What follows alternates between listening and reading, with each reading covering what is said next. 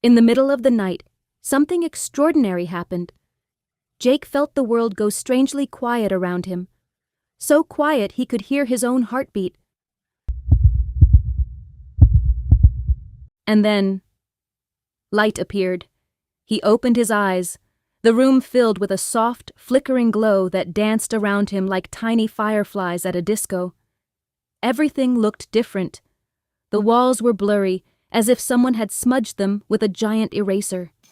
And the ceiling began to disappear. In its place appeared something enormous, metal pipes and machines the size of cars, dozens of tiny creatures rushing back and forth like ants that had found a cookie at a picnic. "What is this place?" Jake shouted, trying to wake himself up. "This is your hair factory." Jake shot up like a spring and spun around. Standing before him was a small figure, no taller than a milk bottle. It looked like a miniature man in an elegant suit. On his head sat a small, gleaming crown, and his hair spiraled upward in a tight coil. But most striking was his face. He looked very tired and also very annoyed. "I am King Folliculus," he said sternly, straightening his slightly crooked tie. "and welcome to my kingdom, where all your hair is made." Jake blinked, trying to take it all in. "A kingdom of hair?" "Indeed." The king sighed heavily. "And I must warn you, Jake, we have a serious problem here." "How serious?" "On a scale of 1 to 10? King Folliculus frowned. About 19? Jake looked around. Now that his eyes had adjusted to the light, he could see more. The machines were running very slowly. Some had stopped altogether, as if they'd given up and decided to retire early. Things evidently weren't going well at this factory. The tiny creatures, who looked like miniature people in yellow hard hats, were running around in a panic, trying to fix things. One of them was shouting to another, "Pass me the wrench!" "Which wrench?" "The adjustable wrench." "This is the adjustable wrench." "No, that's a fork." The second worker looked at the tool in his hand. It was indeed a small fork.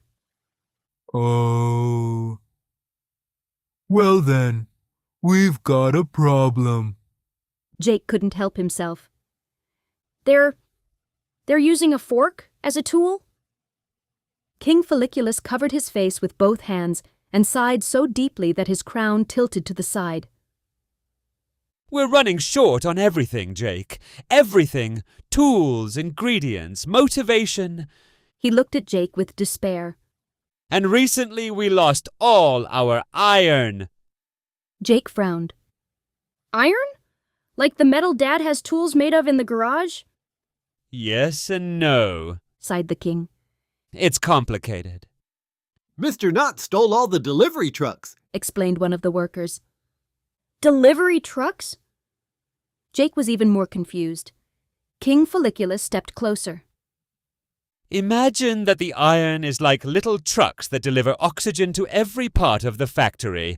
Without the trucks, the oxygen can't reach the machines. And without oxygen, everything stops working." The king finished sadly. "But wait," Jake tried to keep up. "Did someone steal the metal or the trucks?" "Both." "Both!" Everyone shouted at once. The king explained patiently. "In your body, iron does 2 things. First, it carries oxygen, like a delivery truck. Second, when we run out of it, we can't even make the tools we need to fix the machines." "So that's why they're using forks?" asked Jake, pointing at the workers. "Exactly. You see? This is my daily life, and that is why we need your help." "My help?" Jake couldn't believe it. "But I'm 9 years old. What can I do?" "More than a team of 10 adult engineers," muttered one of the workers. The king shot him a sharp look, then turned back to Jake. "More than you think, Jake. Come, let me show you." He led Jake through a pair of enormous golden doors. What Jake saw inside made him stop dead in his tracks.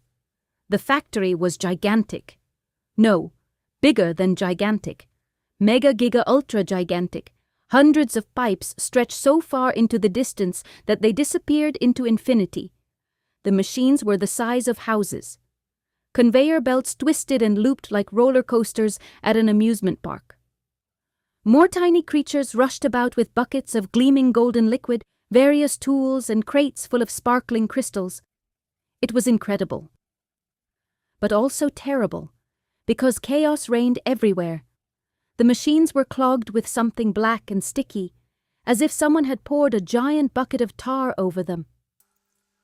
On the floor lay tangled clumps of hair, hundreds, maybe thousands, like spaghetti after a very successful food fight at an Italian restaurant. Some pipes were completely blocked, while others were leaking a strange, oily liquid that pooled into puddles the size of small ponds.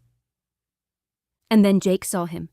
Mr. Knott sat perched on top of the largest machine, like a sinister evil king on a throne. He looked like a giant knot. A ball of tangled, grimy hair with small, gleaming eyes and a nasty grin. He had short, grubby little arms and made strange, cackling sounds. In one grubby hand, he held something that looked like a cocktail. A dark, oily cocktail with a little paper umbrella poking out of the glass. That is disgusting, thought Jake. There he is! Cried King Folliculus, pointing. He always shows up when the factory has problems, like a vulture, only hairier. Mr. Knott looked over in their direction. His eyes lit up with delight.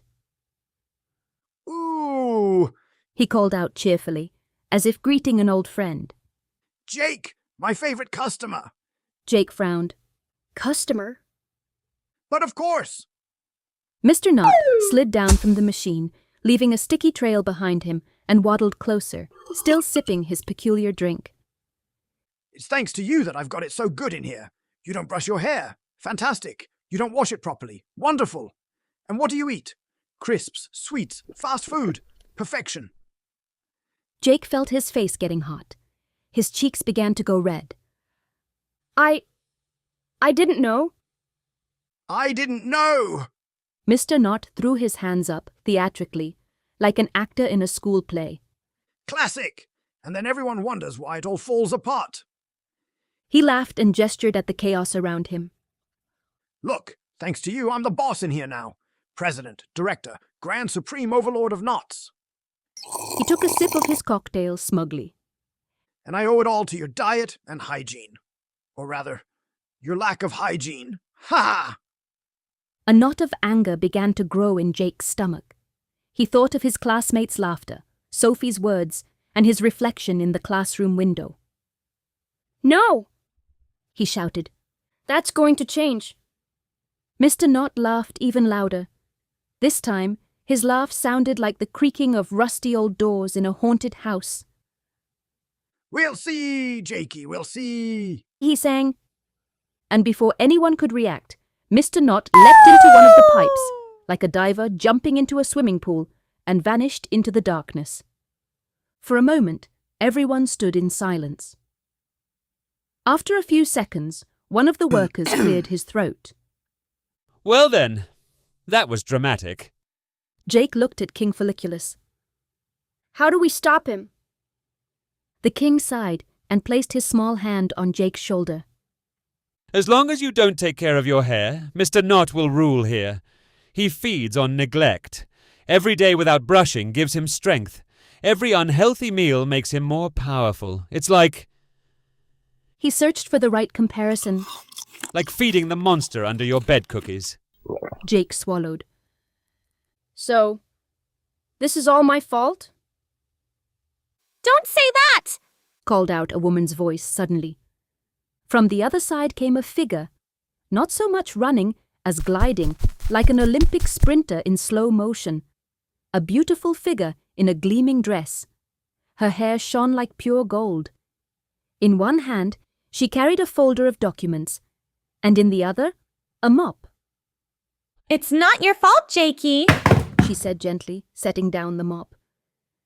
It's just, nobody ever explained to you how important it is to take care of your hair. But you can fix that now. This is Princess Vitaminia, King Folliculus introduced her. Chief Nutritionist, Specialist in Essential Nutrients and, He sighed. unfortunately, also the cleaner, because someone has to tidy up this mess. Princess Vitaminia rolled her eyes. I used to have assistants. Used to. Before the king. She shot him a reproachful look. Let them all go in the name of cost optimization. It was a sound economic decision. King Folliculus defended himself, straightening his crown. We had to cut costs. The budget isn't made of elastic. It was an unnecessary decision. Princess Vitaminia crossed her arms. And now we have shortages, delayed deliveries. The stockroom looks like a tornado hit it, and I have to clean everything myself. You could have hired Mr. Knott. Muttered one of the workers. He'd have enjoyed it. Never. Cried the king and princess at exactly the same moment. Jake had been listening to this argument with his mouth wide open. It was like watching a TV show. Does everyone in my head argue like this? King Folliculus and Princess Vitaminia looked at each other, then at Jake. No. No. They said simultaneously.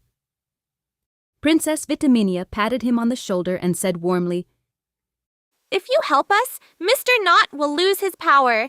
You need to complete 3 challenges to bring the factory back to life.